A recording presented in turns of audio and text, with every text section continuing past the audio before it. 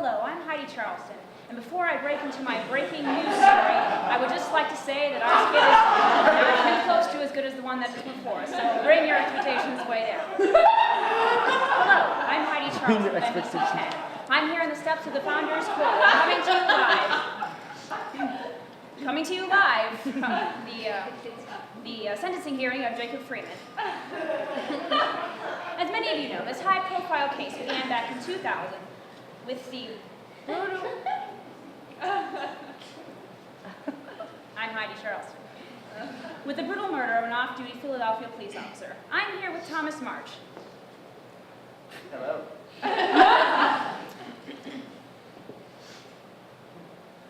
What led you to recant your original statement? Honestly, I was a little intimidated. The police had told me they got the guy and they wouldn't leave me alone until I told them what they wanted to hear. And did they give a reason for that? No, they just asked me. I don't really know if he's innocent or guilty, but I don't think the death penalty should be on the table.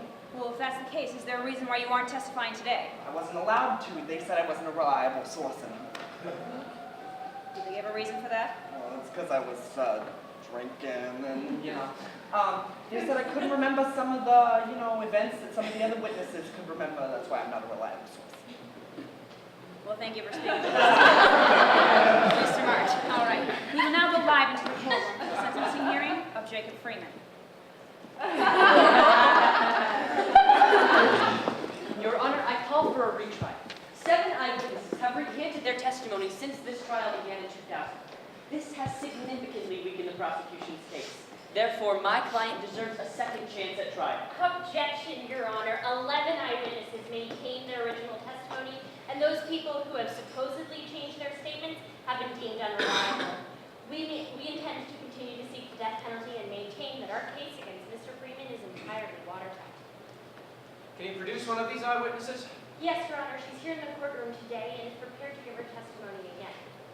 Very well. The court will hear the prosecution's witness. Please show them in, Miss Woods. Thank you. I call Anna Castleton to the stand.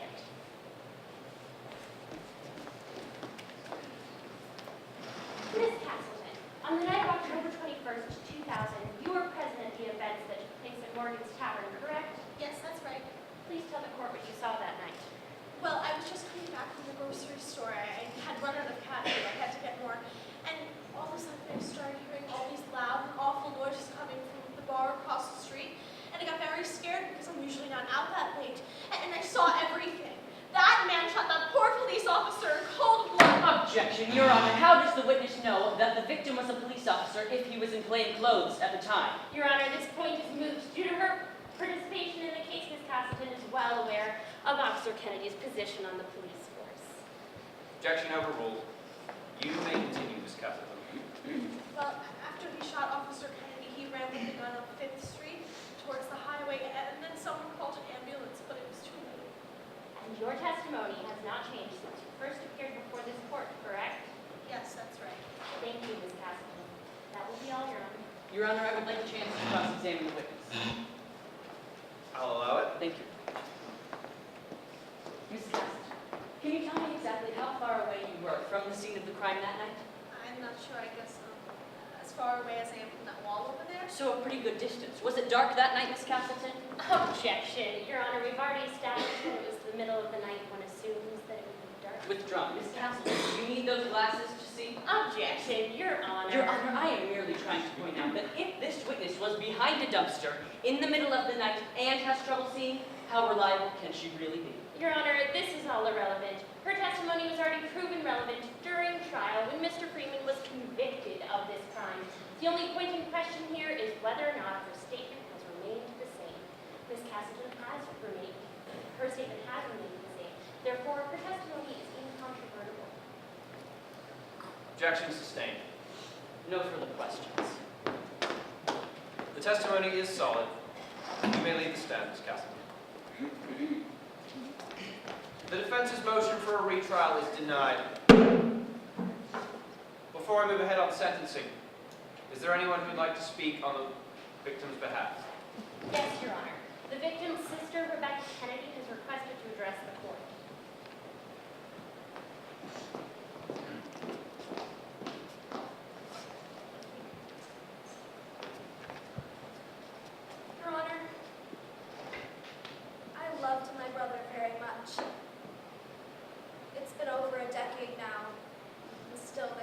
day that goes by that my family and I don't feel his loss. He was truly a hero. He cared more about the people of his community than he did about his own life. The fact that he was taken from us is a crime that should be paid for.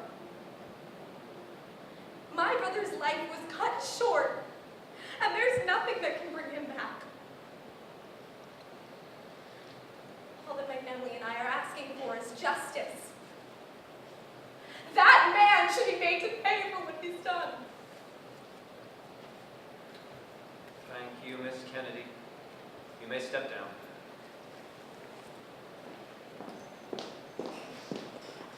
Is there anyone who would like to make a statement as a character witness on behalf of the defense? No one has come forward, Your Honor. But my client would like to make a statement on his own behalf. Very well, I'll allow it. You may take the stand, Mr. Freeman.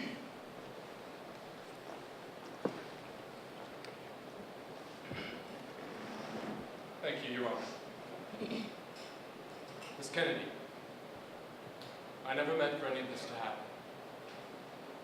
I didn't start the fight that night at Morgan's. And when I acted in self-defense.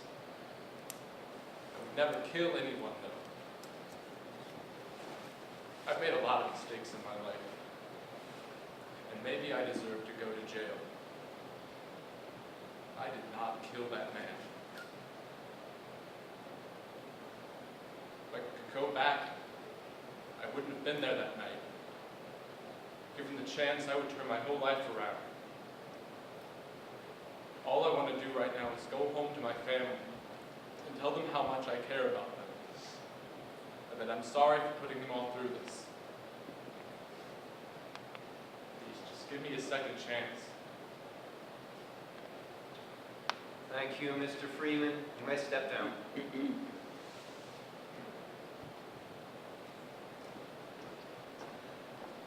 We will have a short recess while I confer with the jury. The court will reconvene in 15 minutes.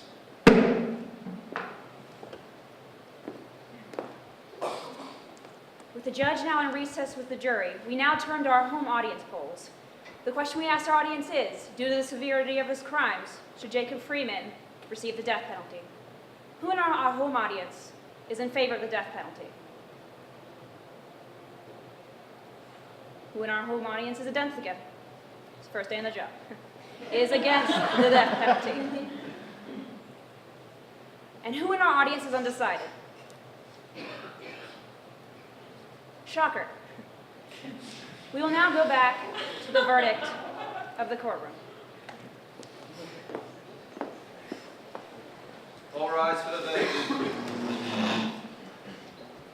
Jacob Freeman, you have been found guilty by a jury of your peers for the first-degree murder of Officer Colin Kennedy.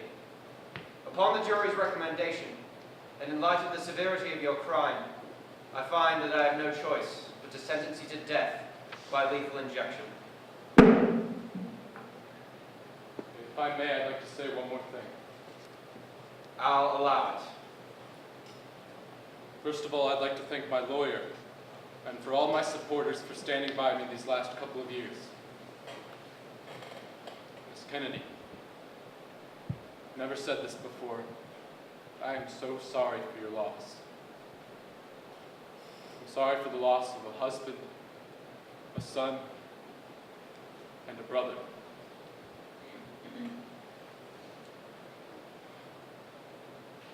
I did not have a gun that night, and I did not shoot Officer Kennedy. Please, continue looking into this case so that justice can be served properly. To my supporters, I ask you to continue to fight long after my sentence has been carried out. And to everyone else, I forgive you.